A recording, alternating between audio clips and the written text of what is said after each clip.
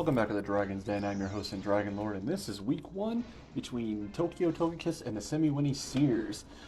I'm your Phoenix Primals, and I will be narrating this match. Looks like we have a Bleak Windstorm and Sticky Web lead with the Robombi and the Tornadus respectively. I can't speak English today, apparently.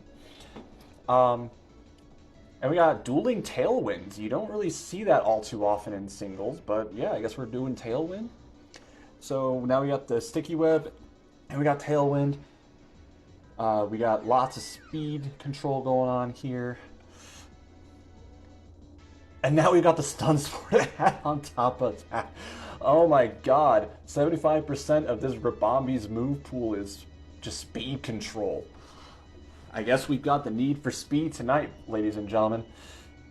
So now we reset up the Tailwind just as Simi's Tailwind fades. We swap out into Clodsire here to eat this power gem. And we got the Haze. So Clodsire can be a bit of a problem for Simi's team because I see a lot of potential setup sweepers here. The Diancie, the Annihilate, and the Flygon. So having the Unaware ability plus having Haze could make it really difficult for them to get set up on, especially if this thing is like physically bulky. Because that's a lot of what her setup sweepers are, barring Diancie, obviously. But Simi goes ahead and switches out into Flygon to eat up the last Earthquake.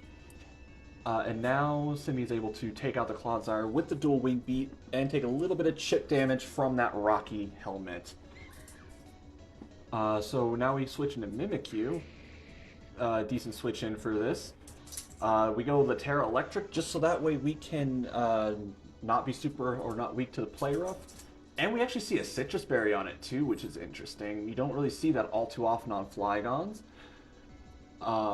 They go for the dual Wing Beat after setting up a Dragon Dance. Dual Wing Beat, actually not a bad tech here to break any Focus Sashes and to break the Mimikyu's Disguise. So I approve of that tech. That's a pretty neat little tech. The Play Rough actually does neutralize the attack boost that he got from the Dragon Dance, and the Intimidate brings it down to -1. So doing pretty well to combat the Flygon at the moment, which does go down to a U-turn here. What will be the swap in? Oh, U-turn into Rabombi, the Speed Queen herself, and Diancie comes in, and we set up the Tailwind again. And then we go down to a Power Gem. I'm not sure if a Moonblast would have taken it out, but I think it might have been worth it just to take out the Diancie here, then set up the Tailwind afterwards. But I digress. Here comes the Landorus again. Here comes the Samurott Hisuian form. By the way, fun fact, we got opposing Samurotts from different regions on either side of this team, so that's pretty cool. The Hisuian Samurott, however, does go down to the Earthquake. Oh, but the Annihilate comes in, gets tripped up by the Sticky Web to trigger the Defiant. That is scary. I've had a lot of success with Annihilate in previous seasons, so I know just how big of a threat the Annihilate can be. Here comes the Chi-Yu, though. The Chi-Yu should be able to realistically take out this Annihilate here. Yep, with a Psychic, and that Annihilate will go down for sure. Now we're at 2-2, pretty even game here. The Cinderace revealed to have the heavy-duty boots. It is not affected by the Sticky Web. That high jump kick will take out the Chi-Yu easily. And then it's Unova Samurott versus the World. And we go for a Hydro Pump. And it missed! Oh, that is a huge miss. Oh, I'm sure that just cost her the game. If that Hydro missed, or that Hydro landed, I'm pretty sure she would have been able to take out the last two Pokemon. But alright, let's just see how game 2 goes here.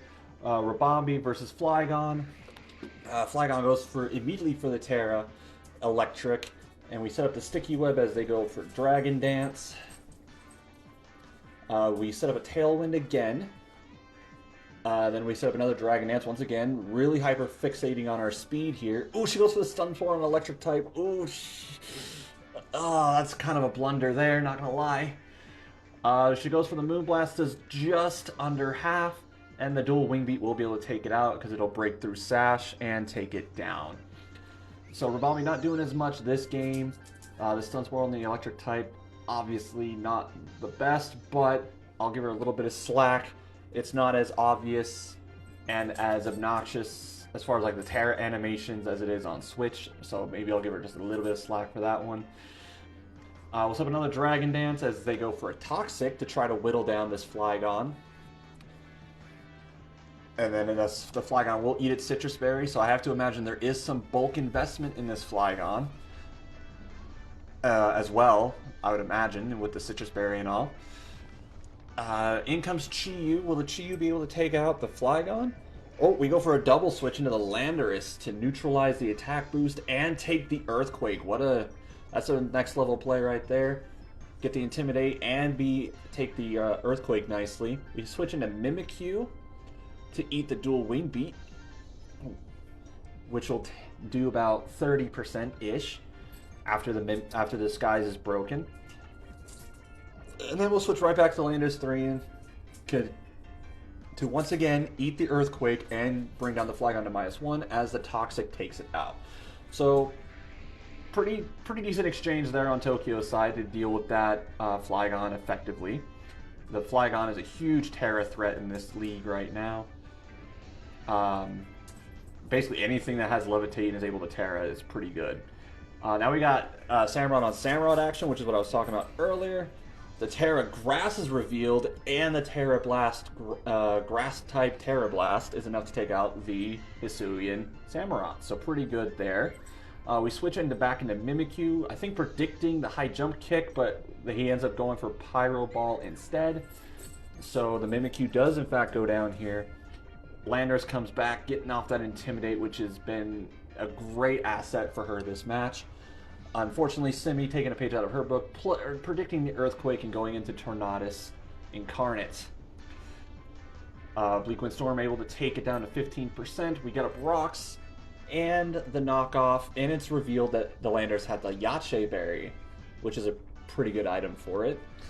Chi-Yu comes out. The Chi-Yu should be able to just take out this Tornadus here, to be honest with you. Yep, no problems there. And Simi has the Tailwind up, so the Cinderace is going to be super fast as the Samurott switches back in to take the high jump kick, which it will not be able to, unfortunately. So I'm pretty sure that will be the match, guys. Just one more high jump kick. It was a great match for both players. Thank you so much, and have a great day.